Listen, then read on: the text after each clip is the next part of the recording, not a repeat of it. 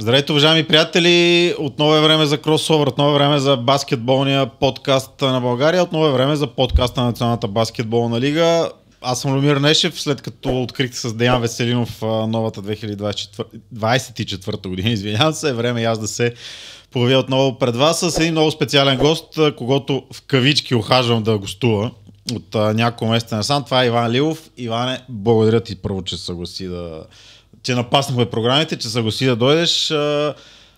И как си? Кажи първо как си, защото вчера, правим записа в понеделник, разбира, вчера не игра срещу Черноморец.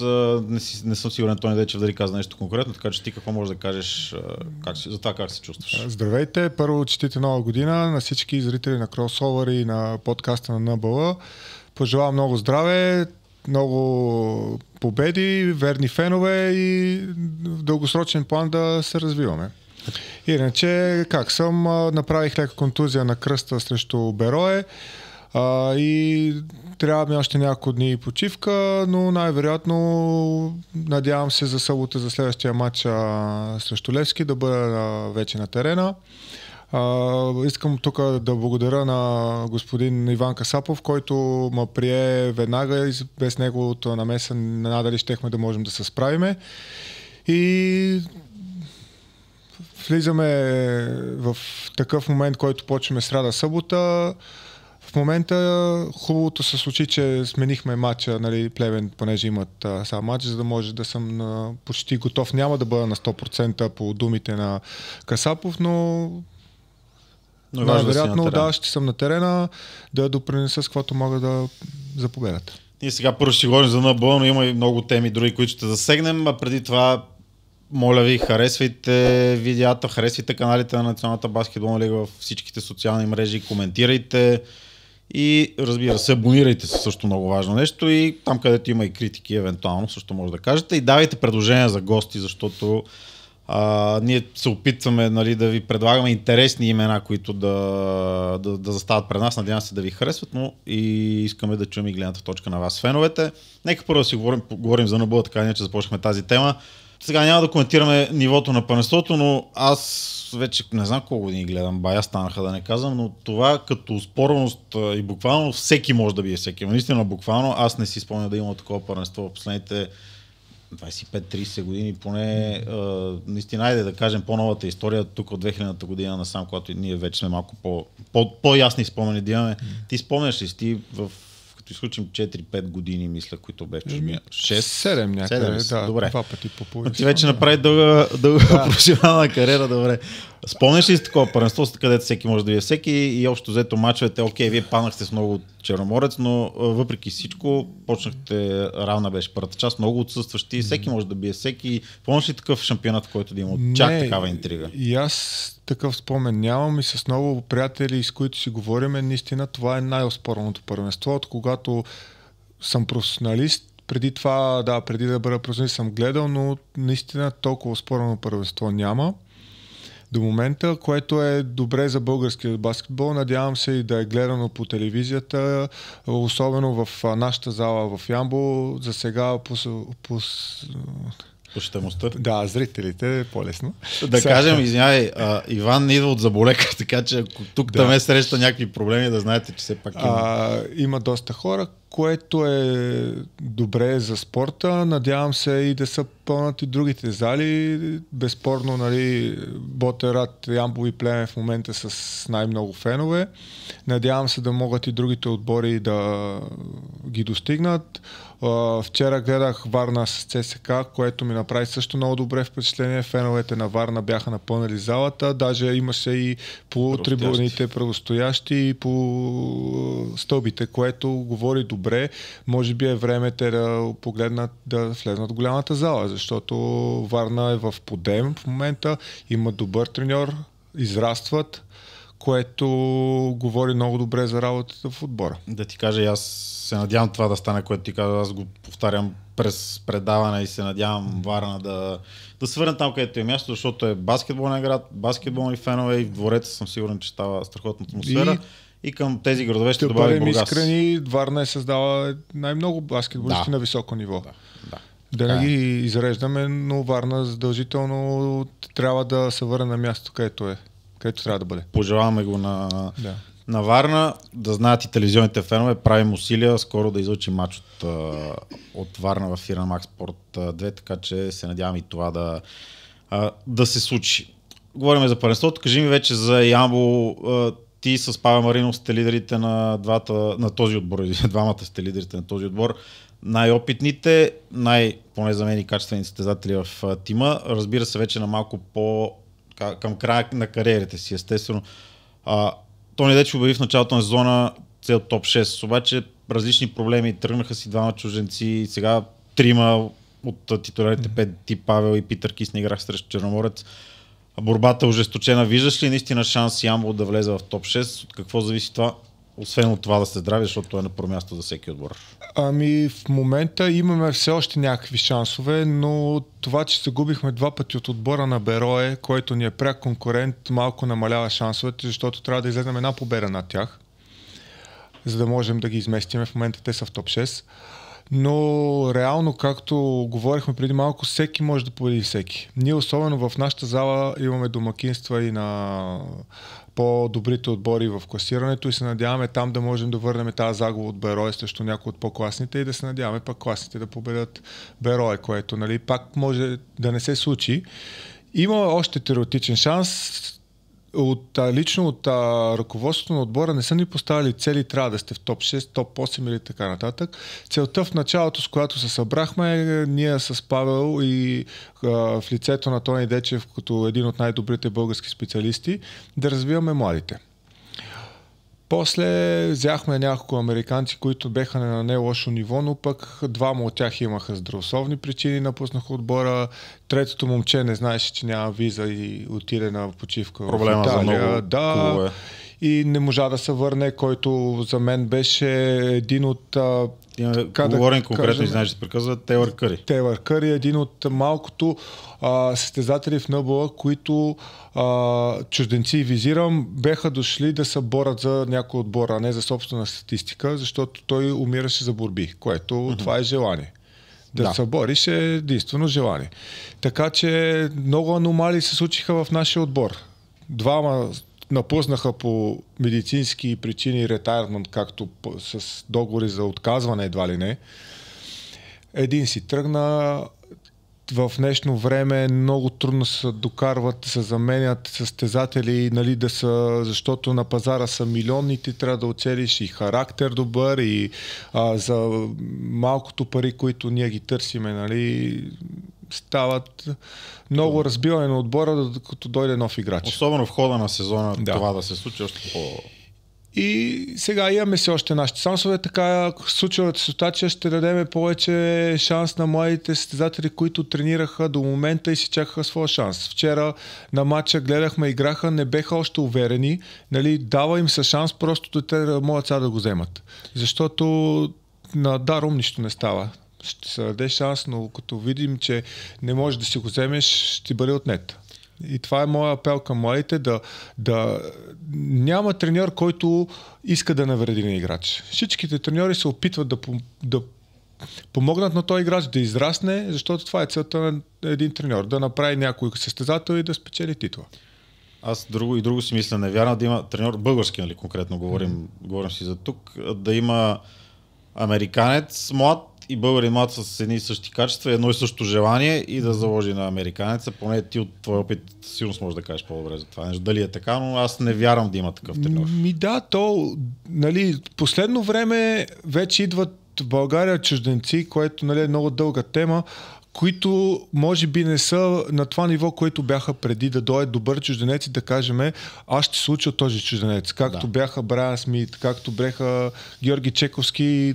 Аз отделно ще те питам за тези години. Много да изреждаме. В момента дори аз мога да кажа, че идват американци, се учат от тебе, които ние вече сме много опитни, от мен и Павел да не кажем, но да даваме един пример миналото година с Георги Герганов. При нас дойде един американец, който беше по-слабо ниво от Георги Герганов. Камерон, не му помня името, дойде след като си замина Таварес от Кобо Верде да играе за националния отбор.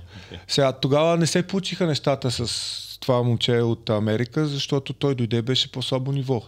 Нямаше какво едва ли не нашата млада звезда да научи от него. Беше обратното, което пък това не знам дали допринася за развитието на българския баскетбол. Да има чужденци, и аз съм съгласен, но да, както се казва, да дойде чужденец, който ние може да научиме нещо. В случая се случи точно обратното. Дойде и той гледаше Герганов как тренира и го питаше какво да направи да стане по-добър играч. Да, това говори добре за Герганов. Да, давам един пример, какво се случи миналата година. Ти хвана темата Герганов и тази за чужденците, така ли, че по-късно ще засегна отново, но айде да кажи за Георги конкретно, защото аз поне това, което съм гледал в неговите юношески години, той не играеше на позиция едно. Поне и да се случва е било доста по-малко, ако поправим, ако бъркам. И реално в тук последните 2 години и половина започнаха да го налагат повече на тази позиция. Пак казвам, това са моите наблюдения, разбира се, може и да не са така. Сигурен съм, кажи ти, предполагам се посъветвал с теб преди да отида в Балкан и то преди факта, че отида в Балкан. Така ли беше? Ти какво му казваш, ако не се е посъветвал, предполагам си комуникирате от време на време. Какво му казваш на него преди твой опит, преди това, че бяхте заедно 2 години или колко са май, даже повече в Ямбол и това, че отиде в твоя роден отбор? Със сигурност работата в Ботевград е на много по-високо ниво от отбора на Ямбол относно организация. Там професионализма е много по-добър. Относно тренировки и професионализъм имат масажисти, имат доктори, случи се нещо, може да се отреагира веднага. Докато в Ямбол за професионализъм, то, че има, но на по-ниско ниво. Някакво да се лъжиме. По-ниско ниво. От тази гледна точка за Герганов беше по-добрия вариант Ботерат, моето мнение. Относно игрови минути. Както един бивш треньор, който се отказа, казваше, играча става от игра, не от тренировки. Пък относно игрово време в Ямбол ще да му е по-добре. Не говорим за заплащане, то още много млад. Дали има разлики или няма, не ме интересува, но имаше и плюсове и минуси неговото преминаване там. В ситуацията, която се случи в момента в Ботевград и то основен гард поради напуснали състезатели и контузили си нови, за него се явява, как се вика, златен шанс да се докаже. Момчето тренира много, наистина много. В залата е постоянно. Иска. Да, което рядко виждам толкова желание от един млад състезател да се развие и да бъде на високо ниво. Относно позиция 1 или позиция 2. Преди да замина в отбора на Ямбол, докато играех в чужбина, не съм следел юноши, не знам какво е играл преди това, дали на 2, но реално Герганов има много добри качества за организиране на играта. Умен състезател, може да нареди, което е много важно в днешно време, особено в европейския баскетбол, да извикаш комбинация, за който състезател трябва. А не да извикаш комбинация, примерно стагер и на стагера ти дойде някой, който няма добър шут от заслон. От движение. Той може да има добър, но от стагер не е добър. Тия качества Герганов ги има. Може да разчете и да познае играта, което за мен е и виждането на това, че няма толкова добри кадри в България на позиция 1, би било голям плюс за него той да се ориентира наистина от 2-3 години, ако е наистина бил преди това 2, да се ориентира, което за него е голям плюс. Имаме много малко състезатели на позиция 1 и позиция 5, което па не е най-болната тема в България. Нямаме единици и петици. Поне единица да направим, петицата може да си я вземем за националния отбор конкретно. Добре, айде, ти засегна темата за моите, ще ти питам. И ще те върна малко и теб назад. Първо кажи, твоя баскетболен път как започна? Ти живееш срещу залата в Правец. Да. Там си израснал. Там съм израснал, да. И предполагам, всъщност това във вашия регион, може би ето проблема женски волейбол, доколкото съм момически волейбол, съответно баскетбол е бил свързан само единствено с Балкани. И логично било да избереш баскетбол, може би, или? Значи тя беше много странна ситуацията с моя избор за баскетбол. Бях аз на 10, брат ми на 11 години и имахме между училищата някакви първенства и ние с него играхме волейбол в Правец. Нямахме баскетбол в Правец. Залата беше само волейбол. И играхме волейбол. Значи това е преди Лукойл да влезе в академия. Много отдавна. Лукойл влезна доста след това в правец баскетбола. И ние отидохме да гледаме нашето училище, играеха баскетбол преди нас, след това сме ние на волейбол. И едно момче са контузи от нашите, те беха точно 5 човека да изиграват и треньора, учител по физкултура, дойде и каза на Любо, моля ти се, трябва да влезнем да играеш, нали? И Любо влезна и матча нещо от сорта свърши 30 на 12 за другия отбор. И Любо беше вкарал 8 точки. За първи път в пипа баскетболна топка. Окей. Да. И учител имаше треньор Георги Велчев, тогава беше в залата, си го спомням. В смисъл, тогава се запознахме с него. Той отиде при Любо и му каза така и така, момче, ти можеш да играеш баскетбол. Ела да тренираш баскетбол. Тогава беше Балкан 2000, имахме втори клуб в Ботевград. И Любо се съгласи. Нали? Като дойдеха да говорят с родителите ми, видяхме и мен, че съм висок. Той ме покани и мене. Аз тогава бях темерот голям. Като малък, не. Категорично, но въобще не исках да го видя. Не, аз си играл волейбол. От Любо да си прави каквото си иска. И стана така, че Любо започна да тренира и дойде лятото, заминаха в Разград на Републиканско. Аз си останах в правец. Аз си викам, сам скучно. Да. И аз си викам, брат ми замина някъде сам, без родителите, на ние тогава пубертета да сме си без родителите, на някъде да си ходиш, нали? И си викам, защо не мога и аз да тренирам?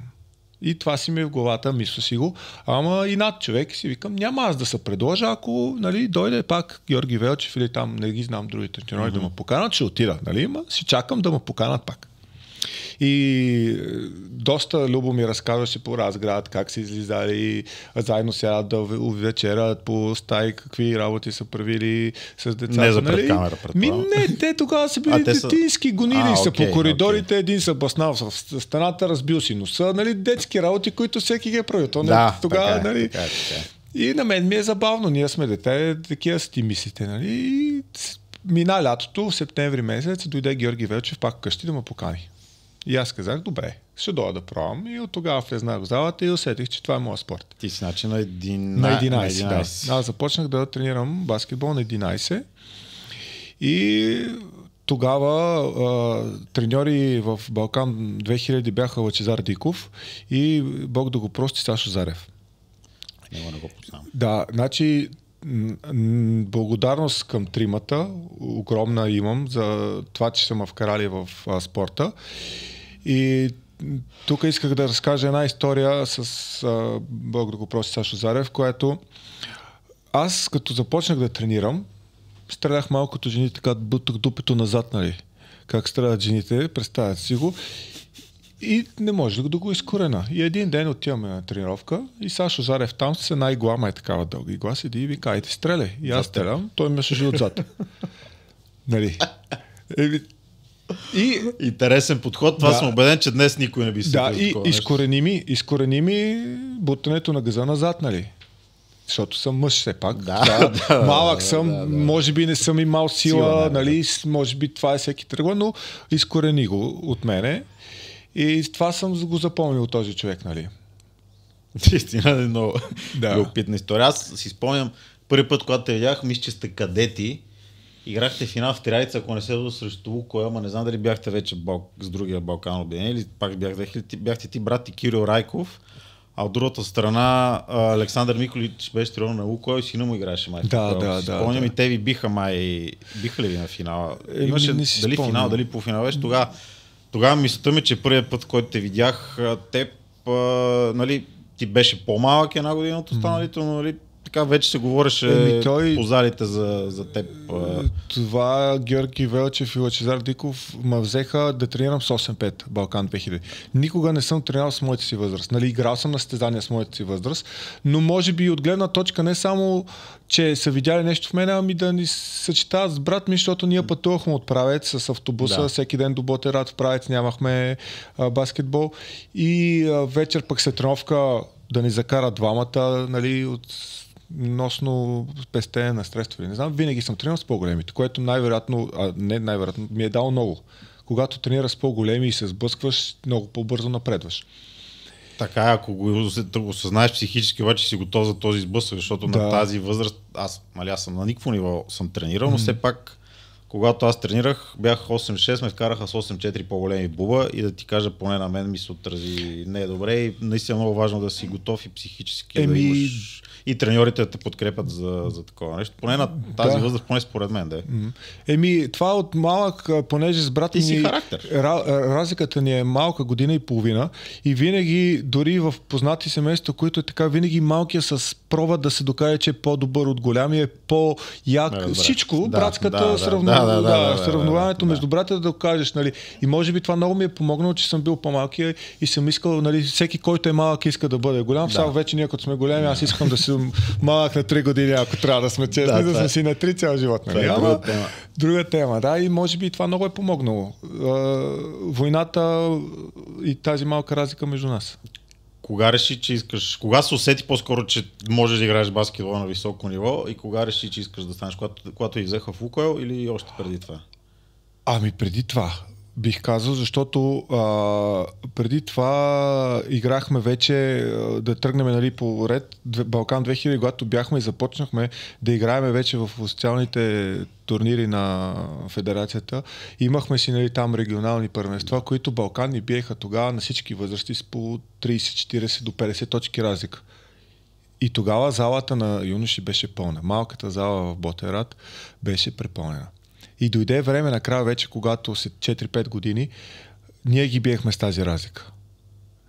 И оттам прогреса, който виждаш, нали, и това, че се развиваш, ме накара да повярвам, че аз мога да бъда професионален спортист. И тогава в Ботерат имаше много имена, които играеха и най-баскетболния град. Кой си гледал тогава като малък?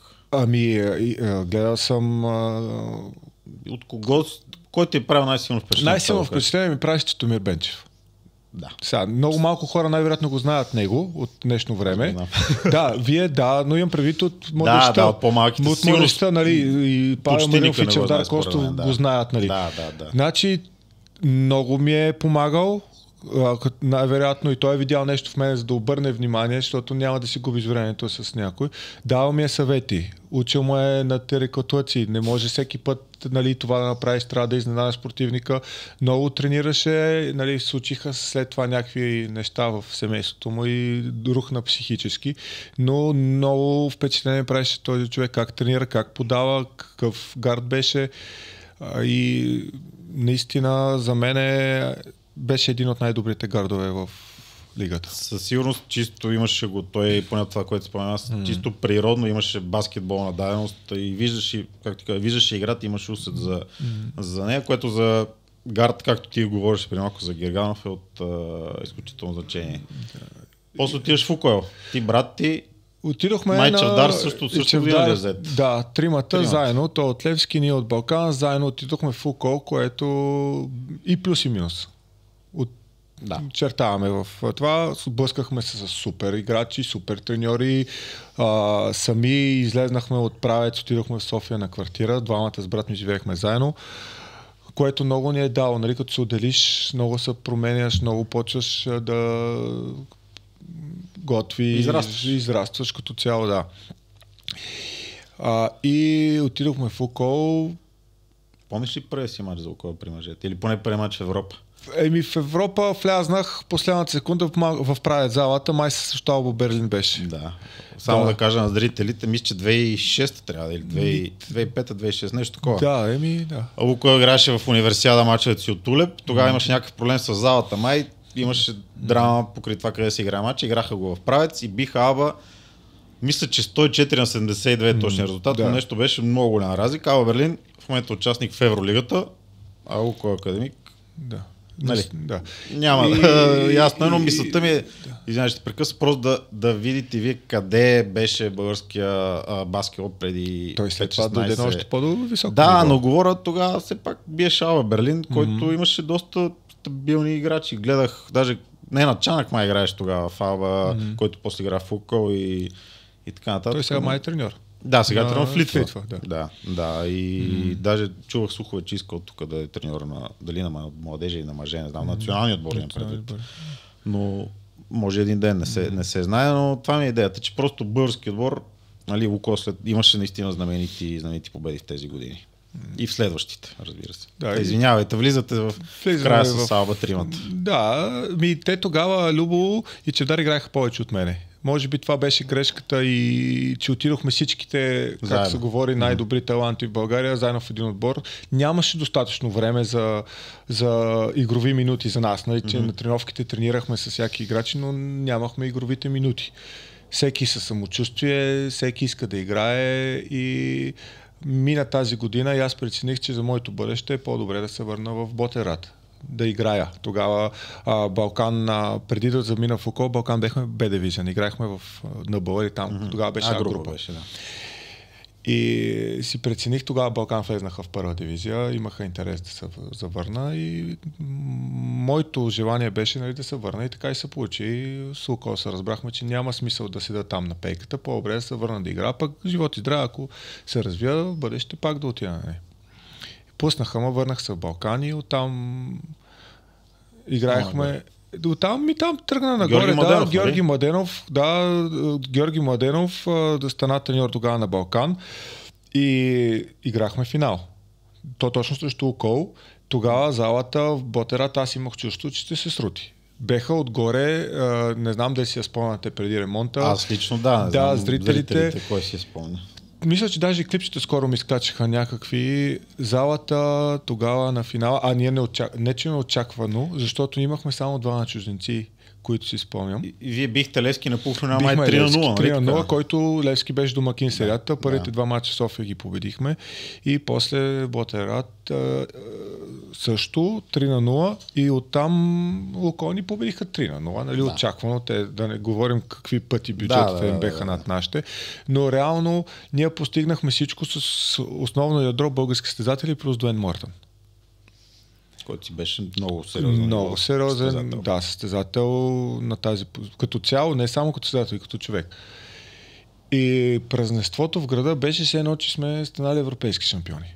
Ние сме загубили финала, но хората оцениха това нещо, което ние успяхме да направим с тежък сезон за нас, защото имаше тогава много тежко относно заплащане, нямаше топ в залата, по 3 месеца седяхме без пари, хора беха играчи готови да се тръгват, но там това беше отбор, който е сплотен. Имаше ситуации, в които майка ми правеше баница и ходехме да ядеме преди тренировката всички заедно баница и отивахме после на тренировка. Има случаи, когато отиваме на тренировка и няма в залата топло и играехме само от центъра, което е минус относно главата на треньора ми. Те не са във форма, но пък много ни сплотяваше. Нямахме раздори в отбора, нямаше нищо, беше супер всичко. И това много допринася за победите, когато един отбор има много добър колектив. И един сезон, нали? После отиваш в Рилски при Ацо. При Ацо, да. Как беше там? Легенди са се чули за Ацо, за неговата дисциплина, за така желание за контрол, да го кажем. Да. Значи там има много истории Знам, че имаш много истории. Ще те питам за 2, ако може. Или тя да първо ти кажа, аз имам да те питам за 2 конкретно. Аз даже едната я знам, която си му питаш. Но добре, отиването ми в Самоков, Александър Тодоров дойде в Правец с Петър Клечков, му беше помощник. Неговите думи започнаха с това, че той никога не е ходил в апартамента на състезател да го моли да ходи в неговия отбор. Сега, дали е истина или не знам, но изглеждаше, че е истина. И може би Петър Клечков беше повлиял на него да ме взема, защото той е от Ботерат, запознат е с моите качества и той дойде да ме помоля да отида в Самоков. Разбрахме се, отидох, без да знам нищо за Александър Тодоров, нали, като треньор, македонец, като човек. Нали, наистина при него имаше златна дисциплина, казарма, както ние се базикахме, че там е казарма. Ние, нали, не сме ходили в казарма нашето поколение, но наистина там беше нещо като казарма.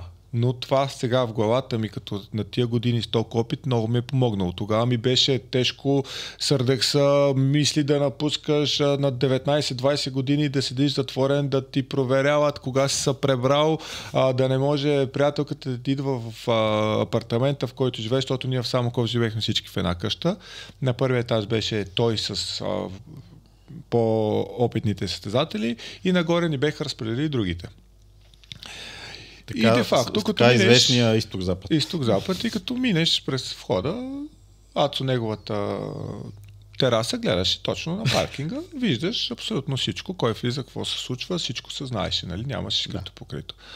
Но реално това много ни е помогнало. Много ни е помогнало. Да направиш един отбор и колектив, трябва да има дисциплина. Без дисциплина, без да вярваш в треньора, да знаеш, че той е Бог, каквото каже, това се случва, не се получават нещата. И това се опитам днес да обясня на младите, че ние сме правили грешки. Ние си ги виждаме тия грешки. Да. Сега като по-опитни, аз като върна назад, ето сега казвам, Ацо ми е помогнал много с тази дисциплина. А тогава съм си викал, каква дисциплина? Той какво ми дава с това нещо? Той нищо не ми дава. Нали, аз знам повече, както се вика от него, което на тия години всички в момента виждам нашите млади на тия години, те това правят. Те си мислят, че са по-знаят от нас. Не им трябва дисциплина, не им трябва режим, което е голяма грешка. Ние сме минали, те ще дойдат нашите години, те си оказват същото. Нали, аз съм сигурен, когато се случи това нещо. Помниш ли първата тренировка в Самоков? Тогава? Нещо интересно от тренировката? Не, нямаше нещо интересно. Сашо Груев ми каза да те питам, дето аз не съм бил свидетел.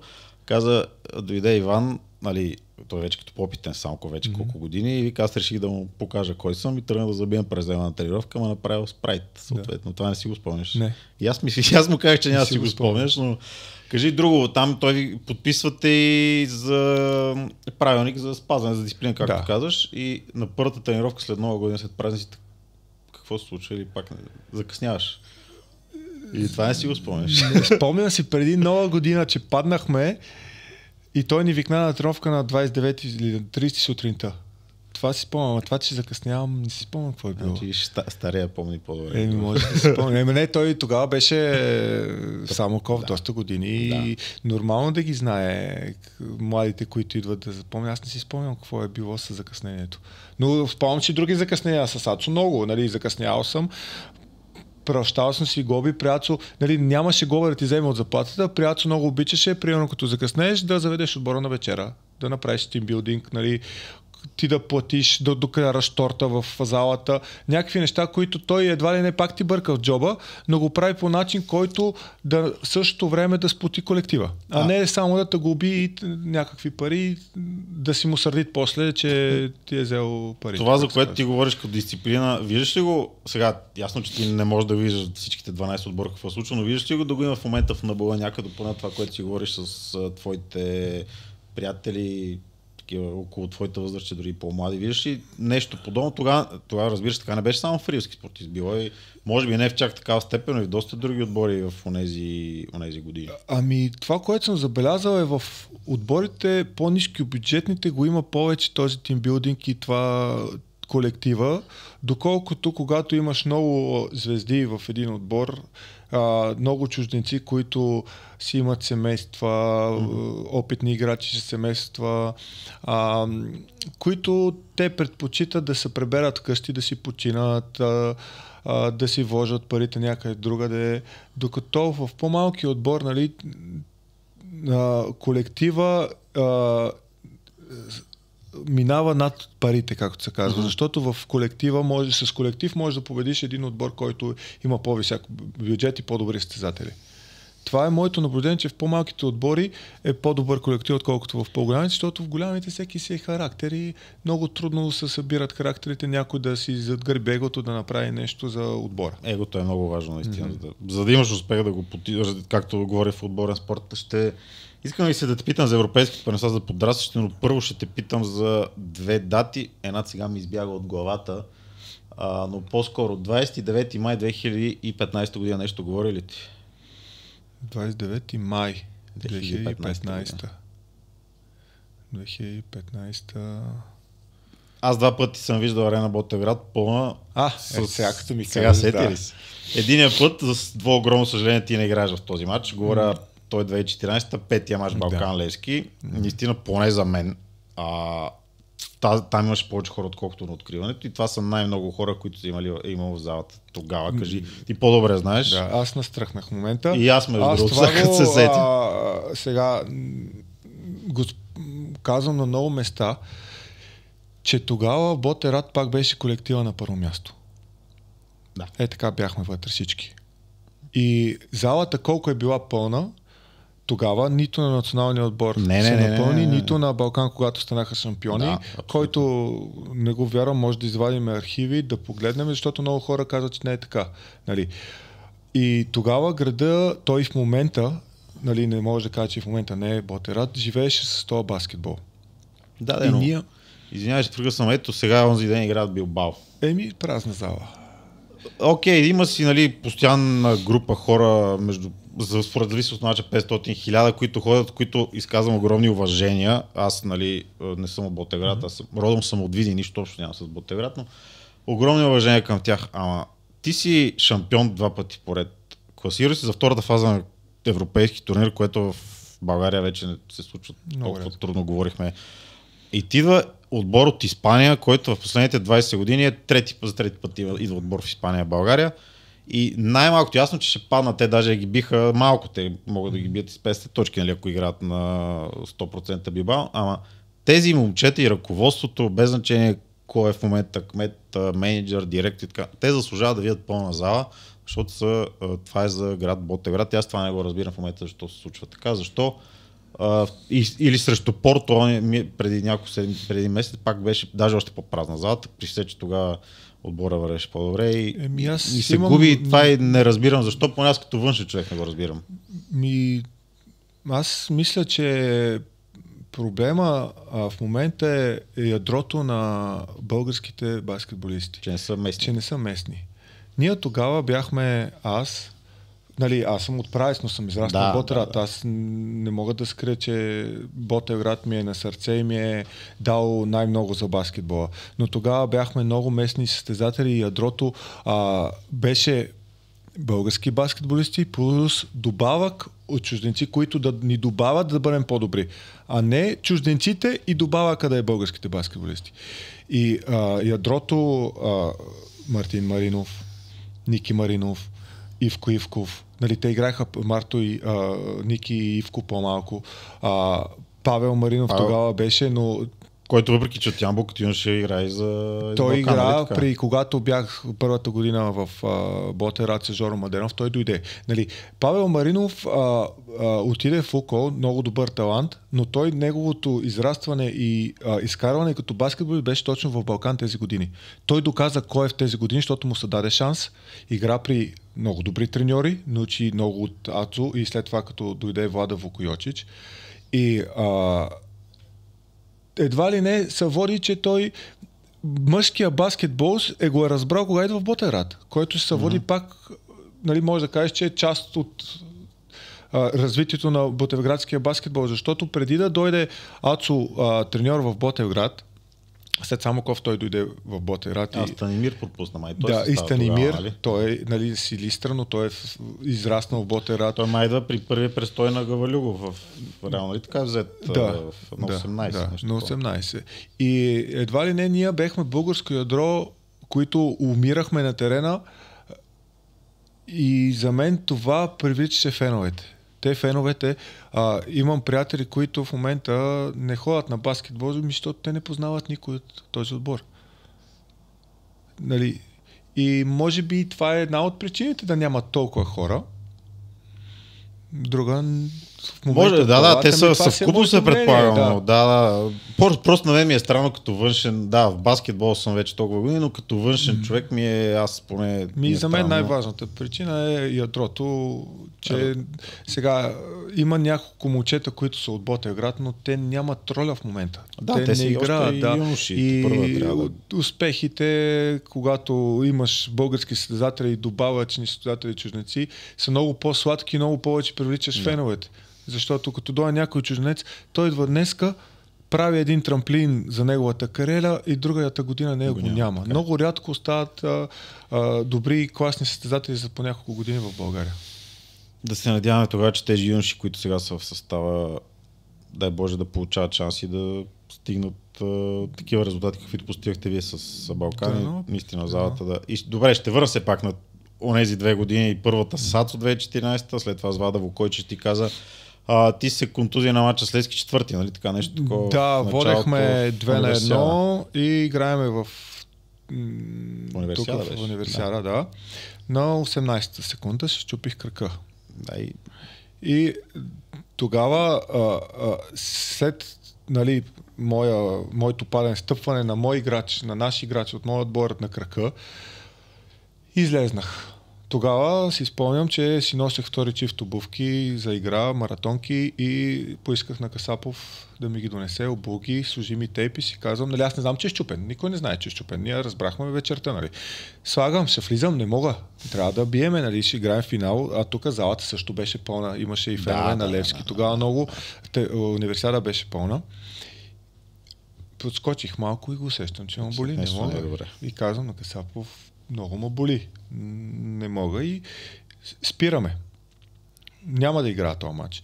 Спомням си, че тогава четвърта част започна 16 точки за нас. Те се мобилизираха, че аз няма да мога да играя момчетата. И почна 16 точки за нас и Левски накрая ни обърна с някакви феноменални тройки. Имахме даже шут на победа. За победа си спомням. Даже си спомням на тайм-аута беше 2 точки. Треньора на черта Павел да стреля. И му казах аз на Павел, вярвам, вкарай тройка, защото идем и в продължение. В момента няма да успеем, свършиха ни силите, нали, изпусна. Дойде матча в Ботевград. Гръцки съди, нали гръцки съди, точно гръцки съди. Историята само за да продължа, вечерта свършваме матча и отиваме на доктор. А то тогава, като свърши матча, ме заболя много и коляното. И на мен по-голямата болка ми беше в коляното, колкото в глезена. И отиваме на доктора ме провери, без нали, снимка ще правим на другия ден, защото вечерта нищо не работи. Запазихме ядрено-магнитен резонанс, защото той ми казва, глезената е добре, коляното прави ядрено-магнитен резонанс. Отидохме ние на ядрено-магнитен резонанс, тръгваме с Касапов от правеца София за ядрено-магнитен. Му казвам, Касапов, коляното сега не ме боли. Свивам, опъвам, болка в коляното няма, боли, ма само глезена. А ти ходиш сам на собствен ход, или? Да, на собствен ход. И Касапов казва, тогава така не че е запазен този резонанс, правиме го на глезена. Щом коляното на те боли, няма какво. Той има пипа, прави ми там някакви как така техници неща. Да види дали е връзки здрави, всичко вика, изглежда добре. Вика, сляда ви тогава глезен.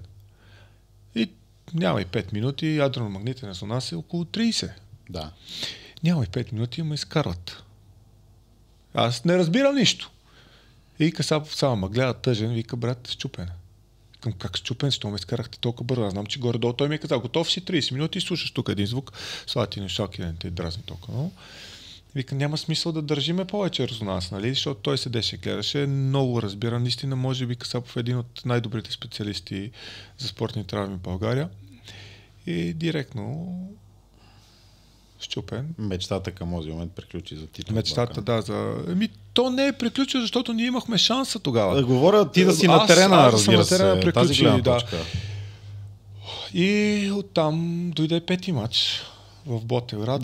Това е най-посетения матч в залата, нали? Така правилно се ми спомените. Не знам дали този или другата година, когато играхме финал, е най-посетения срещу Лукол.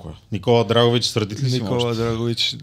Той такава тройка вкара с докосването, мисля, че на Павел беше на чедърта влезна. Имам някакъв такъв спомен, че тя не влезна чисто, даже дали не се... Табло май даже, дали не влезе. Беше много късметлийска, но това е следващата година. Спомням си, че тогава отбора на Левски беха Джумейн Джонс, Смит, какъв беше гарда? Не, той беше предния 2014-та. Да, когато щупен крак Джумейн Джонс, Лайнел Чалмърс беше гард. И... Митко Ангелов още играеше. Бренда Хит играеше. Митко Ангелов също. И... Да, че Митко Ангелов играеше още тогава. Да, тогава Левски става реално шампион. Нали? Тогава трябва да взимат. В Ботевград си спомням, че поведаха ни от началото нещо. Накрая, после в трета част някакви... Павел тогава мисля, че вкара 40 или нещо такова. Да. Не се готвих за днес, признава си малко непрофесионално, защото горе-долу нещата ги знам, но за този мач видях, затова ти казах. Дата 37 има Павел. Да. Тогава той сам носеше нашия отбор. Имам спомен, че поведохме третата част с 5. Откраднахме топката и имахме един американец Логан Стъц, който изпусна сам под коша и мисля, че Митко Ангелов ни върна тройка от 5 за 2, а Тити мисля, че беше вече искал тайм-аут, като вкараме от 7. Имаше трета част края, което беше много ключово нещо. Ние да вкараме 7 точки и вместо 7 стана 2. Да. И по дема при тех дойде, обърнаха и вече нямахме шанс на там. Беха много по-класни, много по-високи бюджети, чужденци, всичко, нали. И тогава мечтата вече за финал тази година отпадна. И тогава трето място се случиха пак аномалии, извадиха ни отбора. Това е друга тема, нали.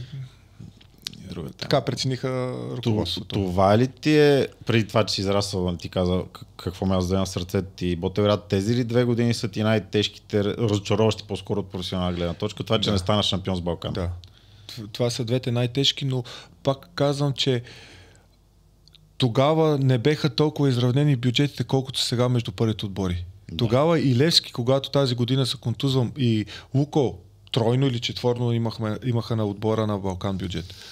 Финала следващата година, пък да не говорим Лукол, когато ни победиха с 3-2, какъв беше техния бюджет и нашия. Нямаше го такова и едва ли не те хората в Ботевград, които живеят с спорта, ние имахме по-големи празненства и посрещане на публиката да ни чака и да ни подкрепя на центъра, след като станахме два пъти втори, нали, говоря и годината, когато Жоро Младенов, и след това, когато не играхме финал, беше много по-голямо от едно празненство, което е на Лукол да си направят. Защото те фенове, колкото и да ме сърдат, Лукол тогава нямаше фенове, имаше 3 фена от Правец. Така е. И за мен това е, може би, по-сладко от шампионска титла. Особено финала с Лукол, когато пред пълна зала водехме 2-1 и загубихме в мал шанс в последните секунди. И трябва да кажем, ти говори много добри неща за Ацо, но поне аз от това, което гледах отстрани, което съм чул, Влада Вукойчич, също много добър специалист. Той, предполагам, също има принос за това да се представят. Случи се така, че Ацо имаше здравословни проблеми, имаше дори няколко мача ни вожещи с катетър, или се казва, как се казва, спомням в Плевен, и дойде на негово място Влада. Влада е бил треньор на Червена звезда. Сега достатъчно. Няма повече какво да го коментираме. Ние не сме на такова ниво да може да го коментираме, но наистина много различни виждания, много други методики, много защита, промени всичко и наистина стигнахме до там, където трябваше да стигнем при идването на такъв специалист. Кажи ти, аз пак да не забравя, те питам за европейските преподаващи, но така ли, че сме на професионален баскетбол. Кажи за престоите ти в чужбина. Първият път ти излизаш в Италия или преди това беше бях първи път в Румъния. След този сезон с Балкан започнах с тях на отворен договор. Нали, тогава, как се казва, част от семейството беше в ръководството. Ако ми излезне по-добра оферта от чужбина, тогава края на годината ми се обадиха от Медиаш, играеха в евротурнири, трябваше им реализатор. И много бързо приех, нали, да отида да се развивам, защото в Ботевград без стигнал таван. Според мен, бях стигнал до развитието си, нали, което можех да взема оттам. Трябваше промяна. И отидох. Наистина, доста ми помогна отиването в Румъния. Това ми беше първата година. Беше много трудно. Преди това, май на 20, преди да отида в Самоков, бях на проби Файк. Okay. Тогава АЕК беха много на високо ниво. Беше Костас Флеваракис треньор. Той мисля, че после даже май до националния стадион. Националният треньор стигна, нещо беше. Както и да е. Но тогава... Достатъчно АЕК. Да. Няма нужда повече. Това, първото ми излизане беше тогава. Тогава ми беше много тежко. Бях на 19 или на 20 в АЕК. Тогава осъзнах какво е да си без приятели в Атина, сам, без семейство. Тогава технологиите ги нямаше такива, да се чуваме всеки ден по FaceTime, да се виждаме, Viber и WhatsApp с един телефон с венерче, както сега си казваме. И пък и дори да говориш беше скъпо. Да, и тогава наистина осъзнах какво е тежко да бъдеш в чужбина сам на такива години, нали. Какво е страданието на един спортист, за да постигне целите си. И какво ти дадоха, какво успя да научиш, от какво си разочарован, дали от себе си, дали от някаква ситуация, в която си попаднал. Ясно, че в Унгария 2 години и половина май изкараш. Да. Там ти е недълъг престой, там имаш и, разбира се, друго щастливо събитие, което ти се... Сега не знам къде се е родил, в Унгария или, или тук? Вики, първото ми дете, се роди тук, но тогава аз бях в годината, която се роди, бях в Италия, отидох в Реджо Емилия да вода подготвителен камп с тях. И така се стекоха нещата, че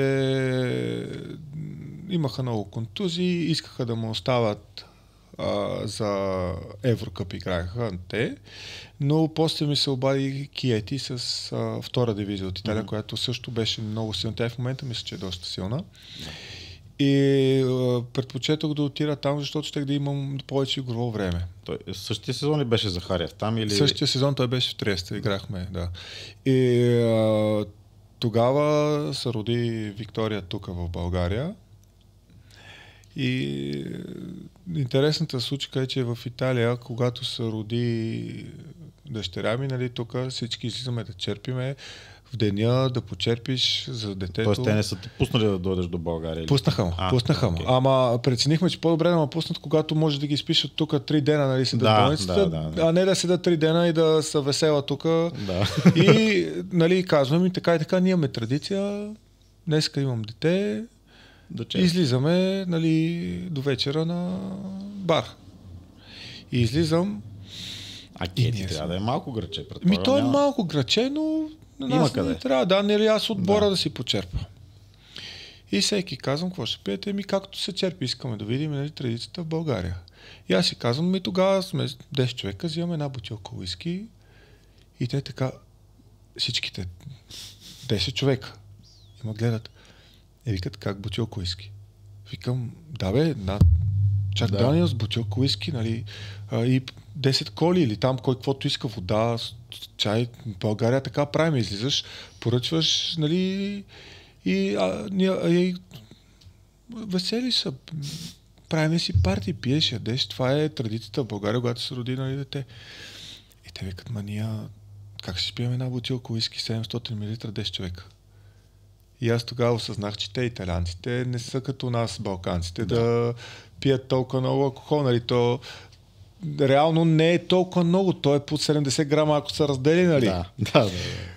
И партията не протече. Добре, в смисъл, седяхме, говорихме си малко, то беше май делничен ден и пребрахме се с тази бутилка и на другата сутрин на тех им е тежко. Имаме тренировка, ние отиваме, аз съм си свежарка, защото, нали, ние тук балканците свикнали празнували сме много пъти. То не беше и празнувство там. Беше до 12 някъде. И другия ден много тежко това уиски. Ние тук те си пият някакви ликьорчета там. Лимончело, аперол сприц, прозеко. И това им беше интересното, че аз на 27 години и се сблъсках с хора, които, нали, не са като нас. И това беше интересното, че беше им за тях едва ли не 700 мл уиски, много за 10 човека черпене за дете. В Унгария, после ти рано си в годините, които мисля, че унгарския баскетбол вече започва да инвестира повече. Може би Глароса да кажем, че малко в началото той игра в бяга минето. В Унгария Глароса къде беше? Солнок. В Солнок, да. Солнок, да. И мисля, че тогава вече нямаше чак толкова добри унгарски отбори и в последствие имаше няколко тима с добри бюджети, даже съм чувал Мичи последно, като беше, някой ми го казваше, че те първите 8, 9, 10 отбора са еднакви бюджети и всеки може да бие всеки, но не говорим еднакви бюджети по 200-300 хиляди евро. За повечко сега, не знам. Да, доста годините, когато заминах и след това доста, даже все още Унгария е на доста високо ниво. Много им се разви националния отбор от тогава, защото преди това бяха на много лошо ниво. След това стигнаха до топ 16 на европейското, си смисля, преди 2-3 години. Ще излъжа, наистина. Стигнаха. Ме хващаш неподготвен за това. Ами аз, защото ги седа, имам много приятели от там, стигнаха, но тогава, когато отидох, интересното беше там, че федерацията позволяваше 5 чужденци максимум да имаш в отбора. Както е тук сега. Както е тук сега, нали? Но за пети чужденец, да го регистрираш петия чужденец в отбора, плащаш 13 000 евро само за регистрацията. Само да регистрираш чужденеца. Оттам имаш други облаги за отборите, които имаха по-малко. Всички отбори, които играеха с 4 в края на годината, защото ти можеш да започнеш 4, но можеш да свършиш 5. Нали? Навсякъде знаеш. Но всички, които са играли с 4 цяла година, 3, 2 или 1 или по-малко, те получаваха пари от федерацията за следващия сезон. Като бонус, те си играли с унгарски състезатели. Това мисля, че съм чул, че имат някаква такава подобна схема в футбола. Нали, там говорим за повече пари, разбира се, но такива отбори, които пускат по-малко чужденци, плащат повече и съответно другите. Да. И така се дигаха бюджетите на отборите за по-малките отбори, които не можеха да си позволят, нали, пети чужденец. Ние бяхме с 4.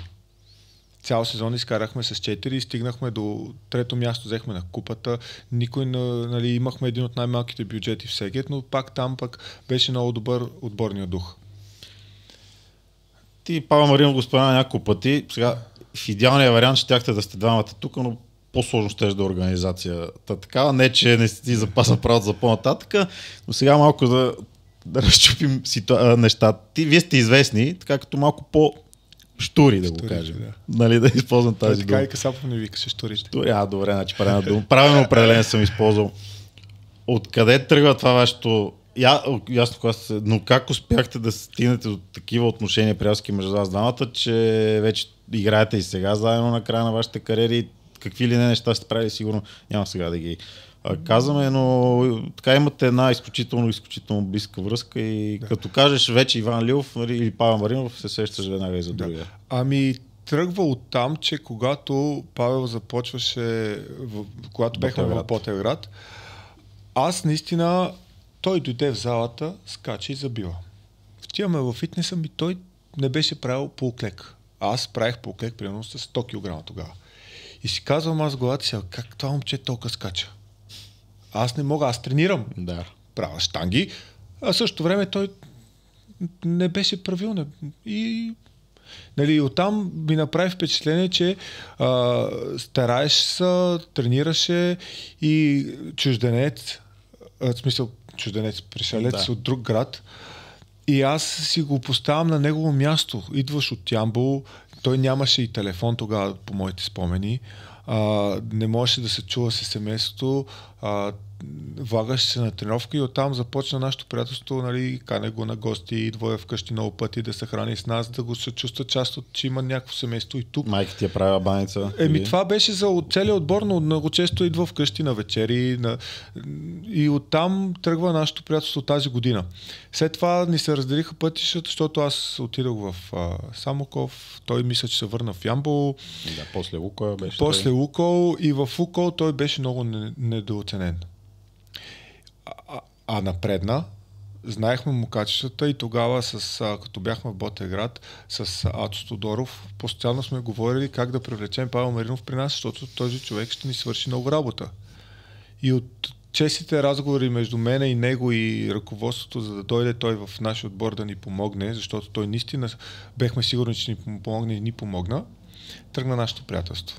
От втория ни престой най-вече, както се казва, в Балкан. В Балкан, да. Правите ли? Кажи, вие така, аз съм чувал какви ли не истории за по-ранни години, как по-възрастните в отбора, по-старите играчи, тормозили по-младите. Да. По всякакви начини, нали, днешно време, може би, ако се разкажат някои от тях поне публично, хората ще се фанат за главите, но вие правите някакви такива номера на по-младите или какво сте правили? Сигурно се правите, не може да не правите. Какво сте правили, което може да кажеш една-две ситуации така по-интересни, по-забавни, пак казвам, които може да се... Въпреки всичко мога да разкажеш, което искаш да стане публично. Да, значи, ние това си говорим и в момента с Павел, че когато ние бехме млади, имаше иерархия в отборите. Аз съм събирал топки в залата на Лукол, свършва тренировката, но това си ти е задължение. Казват ти го на първата тренировка и ти ги знаеш. Най-малките събират топки. Без значение дали преди това си карал 40 Няма значение дали си най-добрия може, защото се е случвало да съм най-малък и да съм играл най-добре, но трябва да пребера топките. Това си ми е задължение. А в момента на малкия му казвам, отида да пребереш топките, той ме гледа и ми се сърди. Защо аз? Имало е случаи, които и им го казвам на момчетата, на Георги Чековски и Жоро Давидов, когато бяхме в Окол. Знаете и как изглеждат. Мен ме беше страх от тях да ги гледам. И ми казват, отида да прибираш топките, аз козирувам. Казват ми, изпери ми чорапите, аз отивам и взимам и почвам да търкам чорапи. Нали? Докато в днешно време, ако кажа на един да ми изпере чорапите, аз очаквам вечерта баща му да е вкъщи да ми води отчет, защо съм го накарал. Нали? И днешно време ние не правиме това, което са не правили на нас, защото нали, ние не искаме да се прави на нашите деца, но не знам дали е правилно, защото няма ли иерархия и уважение от младите към старите, не се постигат резултати. Знаеш, онзи ден, защото това не знам дали е само в България, навсякъде така, но онзи ден слушах на JJ Redick подкаста, конкурент, нали? Да. JJ. Анфърни Саймънс му е гост, който аз съм фен на Портленд, страдам си постоянно и редовно. Анфърни Саймънс в момента, да кажем, най-добрият играч на един от най-слабите отбори в лигата, но преди няколко години той е на обранец на 18-19 и обясняваше Еван Търнър в отбора. Те нали, отиват на дълги роуд трипове по 10 на 12-15 дена, съответно с голям багаж. И обясняваше как аз съм новобранец, обаче си имам нали, голям автомобил. Те нали, в Америка знаем. Обаче Еван Търнър е с Ферари. Ние се връщаме с 3 часа през нощта, кацаме на Портленд, обаче той е в Ферари. Той няма как да си събере багажа, нали, който е взел и съответно той ми каза, ти ще ми вземеш багажа, ще караш зад мен, ще в 3 часа през нощта, след като си бил 2 седмици, не си бил вкъщи. И той каза, аз няма какво да правя.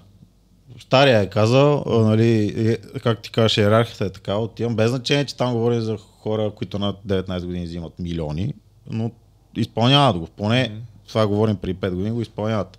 И на мен направо това впечатление, че днеска го има едно такова докосване с перце, да не се разсърди, да не се... Точно. И това ти го казваш, ти не си бил в казарма. Не да кажеш от липсата на казарма, това, защото ти не си бил в казарма или... Не си бил. Не съм бил. Не си бил и не да кажем, че много хора казват, на нещо поколение му трябва да му липсва казарма и не е да му липсва казарма. Не, и ние не сме били... Днешното поколение сега възпитанието, достъпа до интернет, гледането на хайлайтове и NBA, нали, аз не съм фен на NBA, признавам си, аз съм фен на Евролигата, на европейския баскетбол. Може би защото не съм и някакъв атлетичен състезател, моята игра е повече със смисъл, отколкото с атлетика. Но за да се достигнеш до NBA, ти трябва да минеш през Европа. За да минеш през Европа... от нашия регион. Нашия район. За да достигнеш трябва да минеш през Европа. За да минеш през Европа с индивидуална игра няма как да стане. И имаше много атлетични момчета, да не им споменаваме имената, които бяха на нашите възрасти много над нас, но не успяха да дойдат до професионалния спорт. Точно поради тази причина, че те нямаха мисловната дейност в баскетбола, както казах, че Томир Бенчев му учеше преебили другарче. Той е може би по-добър от теб, повече скача, по-бърз, но пък ти трябва да намериш какво можеш ти да станеш по-добър и как да използваш твоето добро срещу неговото добро и срещу неговото слабо, и твоето да победи. А в днешно време те това нещо не го осъзнават нашите младите. Нашите младите, аз трябва да вкарам точки, за да ме вземе някой. Той да те вземе като си най-добрия при младите, ето визирам нашите момчета от Ямбол са шампиони на техната възраст. Нали, преди мъже идват при нас, ами те при нас се губят. Те си мислят, че при нас е същото, ще си вземе топката, ще я вкарвам. Те срещат по-високи тела, по-умни състезатели и де-факто те не се забелязват при нас, че са най-добрите при техната възраст. Не може да кажеш, че като дойде при нас, той дава някаква класа или нещо, като му кажеш, ето примера, онзи ден имаше пример, Тони Дечев, треньора ни, чисти се залата. Нямаме домакин на залата и аз му казвам на едното момче, така седиме, правиме стречинг при тренировката, гледам го и гледаме, викам го така и го му сочи с очи тренера. И той го гледа и викам, какво ще кажеш? И той ми мълчи. И казвам, бе, не се ли усещаш какво ти намеквам? И той мълчи и отзад Матушев се обажда. Абе, отиди да вземеш парцала от тренера и изчисти залата. И той такъв, защо аз? Добре, разбрах. Нали, някога в залата съм чистил залата без да ми казват. Отиваш, взимаш парцала и почваш да чистиш. Нали, може би и до това, че сме израснали в такива семейства, в които са ни карали от малки да помагаме, да работиме, ни е научило на това нещо, ние да сме всеотдайни, да се опитваме да помогнем, да си вършиш задълженията, за да успееш. Защото аз съм убеден, че без да се жертваш и без да правиш добро, няма как да се получат нещата. Ти казвам, ние не знам вече колко време, но може да си говорим още доста, но ти каза NBA, за теб има първо Матушев, ти каза Матушев, аз за него исках да те питам, изключително много ми харесва това момче, изключителен талант, поне за мен, чисто природно дадено и се надявам да остане здрав и да работи здраво, защото в него има, той още на 20 колко 3, 24-та година карима, може да играе съвсем спокойно с няколко години. Ти си роден на една дата с господина, чието име е зад теб. Нещо в датата ли има? Или... от датата и от зодията. Да, от зодията, окей. Моят син е лъв, така че надявам се тогава и той да... Поне Евролига. Познаваш го Везенков от кога? Малкия Везенков. Да, от доста време. Все пак сме, как се вика от един град, Ботевград, Правец едно за мене. И при него е всеотдайността и работата, което той също като теб, нали, извинявам се на майка ти, да ти го каза, също не си от най-атлетичните в кръга на шегата. Ние знаем той е най-добрият играч без топка. Да, това и то ли е това, което го кажеш ти, да надхитри, да надработи останалите? Абсолютно, значи той всяка година Ботевград залата, когато аз отида да тренирам, той е там. Той Гаволигов малкия, двамата са там. Когато съм отишъл, винаги са там. Нали? Така че той е същия такъв характер, който е, пак казвам, най-вероятно и от семейството идва това, сме научени да сме характери, да не се отказваме пред нищо. И всеясно е на всички, че той, пак го казваме, най-добрия играч в света без топка. Имаше даже клипчета как се вкарват по 30 точки без да ступне топката.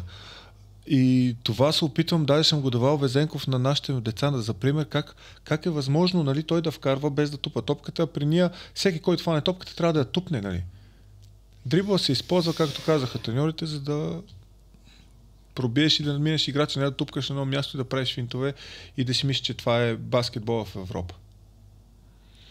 Сега, относно NBA и Везенков, не мога да кажа нищо. Наистина, може би съм изгледал някои хайлайтс, нямам време да седа да гледам NBA, пък не съм и фен на NBA.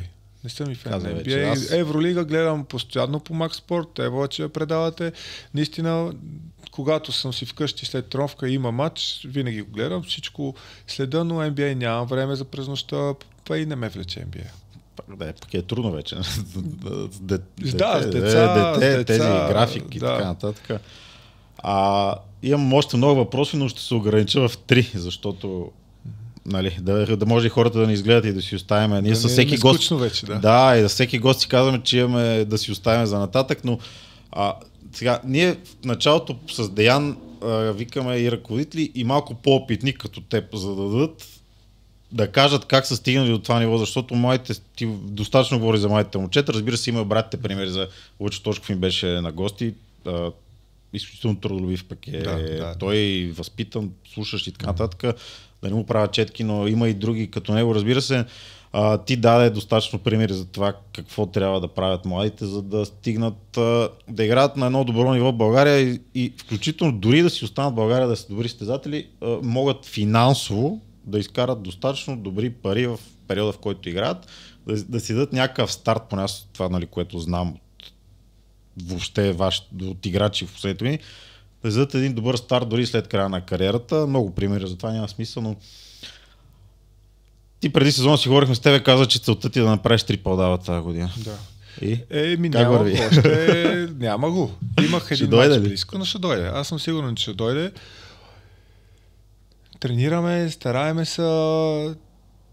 Преди всички ме свързваха, че исках да вкарвам точки и да съм топ реализатор на отборите, но в момента съм на такава фаза, че искам да науча състезателите, че това не е най-важното. Нали, аз пак си казвам, правил съм грешки като малък. Аз съм си мислил, че това е най-важното било. Но това не е най-важното, особено в момента. В момента е най-важното отборът ти да побеждава, да се развиваш, да има фенове в залата, защото пред празни трибуни, Евролигата и вие виждате, когато играе Макаби в Белград, не е същото. Да ти кажа, аз съм казан и за коментиране не е същото, като на празни трибуни. Съвсем различно не е същото, така че важното е да се запали младежта по спорта, да седи и да прекарва времето в залата, дали ще е баскетбол, дали ще е някакъв друг спорт. Не е добре за младежта да седи на телефона и в интернет в днешно време. Ние някога това го нямахме. Може би и това е голямия плюс за нас, което са излезнали много повече спортисти тогава, отколкото излизат сега. Млади. Защото тогава не сме имали интернет. Да. Ние нямахме, бяхме в залата, бяхме да помагаме на родителите си ние сме имали ниви и сме ходили за царевица и така нататък, да не споделям, нали, такива работи, но днешно време най-вероятно те не знаят какво е царевица, как са рони царевица и как са варят картофи. Повечето със сигурност, да.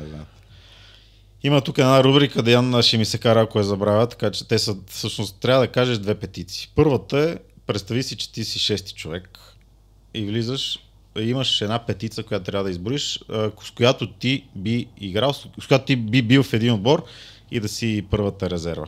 Може да кажеш всякакви имена, българи, чужденци, NBA ясно каза, че няма да казваш, но Евролига. С кой така би искал да си в отбор? Така, да започнем с Везенков. Това е ясно. В днешно време то е лицето на българския баскетбол. Оттам искам да имам гард като Юлий Радионов. Поздрави на Юлий Радионов, ако не поздрави, да. На позиция 1 Юлий, на позиция 4 Везенков. На позиция 3 играл съм в престоя ми в Реджо Емилия с Калкенас. Легенда в европейския и литовския баскетбол. Той игра дълги години в Канту, ако не се знае, или Матас Калкенас. Да, и в Реджо Емилия много дълги години. Италия, да. И даже мисля, че той е сега и от основния шеф или президент на Улфс. Те с братята Лавинович, един с Дарио съм играл също там.